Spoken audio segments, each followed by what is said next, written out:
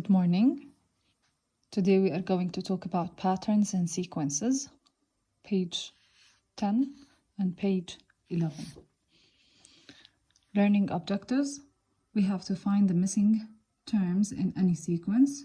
We have to find the term-to-term rule, and we have to find the position-to-term rule. Here we have a sequence.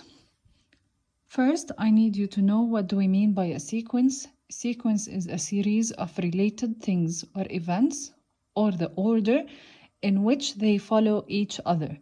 That means we have a certain rule that connects the terms together.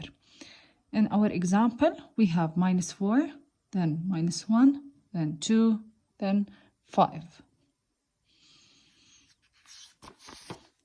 For this example, I need you to find the next two terms, or the next two numbers. In each one of these in the sequence, we call it a term. So they are asking us to find the next two numbers. In order to do that, we have to find the term-to-term rule. I'm going to go to the next slide, then we will get back to our previous slide. Write the rule for the following sequence. In order to know the rule, you have to look from this term, from the first term to the second term. What happened? Did the number increase or decrease? Here we can say that the numbers increased. From the second term to the third term, also we can say that it increased. From third to fourth, it also increased. So we know that it's addition. Sometimes it might be multiplication, but in this case, it's addition. Now we can say why. From -4 to -1, if we do that on the number line, here we have 0, -1, -2, -3, -4. To move from -4 to -1, you are going to go through 1, 2, 3. 3 steps. From -1 to 2. Again, 1, 2, 3 steps. So in each time you can say that we are adding 3.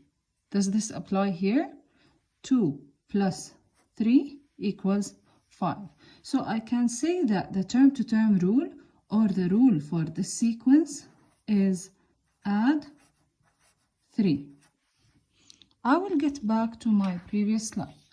In order to find the next two numbers, as I said, we have to know the rule. So I know it's adding 3 every time. So if you add 3 in here, you can say that the next term is 8. Again, when you add 3, the next term is 11.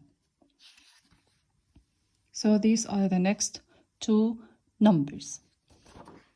And here we know the term-to-term rule. We have something called position-to-term rule. Usually we use tables with that. So whenever you see the table, you have to know that they're talking about the position-to-term rule, and we use a formula in order to write that. You have to find the position-to-term rule for our sequence. It's the same sequence as you can see. It's -4, -1, 2, 5. So in order to find the position-to-term rule, we put that sequence in a table. Here you have A and here you have B. Why do we call it position-to-term rule? Because I'm writing in the upper part of our table the position for each one of these terms. This is the first term, this is the second, third, and fourth. In order to find the position-to-term rule, we have 3 steps to do. The first, we have to know the rule for the sequence, or the term-to-term rule. As we said before, the term-to-term rule is add 3 or plus 3. So the rule for this sequence is +3. Second step, you have to multiply your rule, which is the number that you found, by n, or by the position. N represents the position, which is either 1, 2, 3, 4. Sometimes you can write it 3a. Here, 3n. Third step, you have to substitute n by the position. So 3n, it means you are multiplying 3 by the position. 3 times 1 equals 3. In order to go from 3 to -4, what do you have to do? Is it addition or subtraction? We have to subtract because the number is getting lower. But we have to subtract what? In here from 3, because 3n, 3 times 1 equals 3. And our targeted number is -4. So to go from 3 to -4, we have to subtract 7. Now using these three things, we can write our formula or the position to term rule. Here, we said we need to multiply it by n, so 3n. Then we have to subtract 7, -7. Now, if I apply that rule on any of these positions, let's try in here. 3n, it means 3 times 2. 3 times 2 equals what? 6. If I subtract 7, the answer is going to be -1. Let's move to the next one. 3 times 3 equals 9. Subtract 7, the answer is 2. The last one, 3 times 4 equals 12. Whenever you subtract 7, the answer is 5.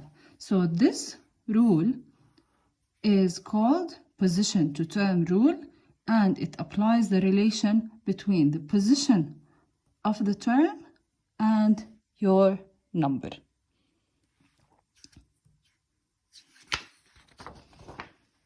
These are the questions that you have to do. Please go to pages 10 and 11 in your book, and you have to answer the following questions.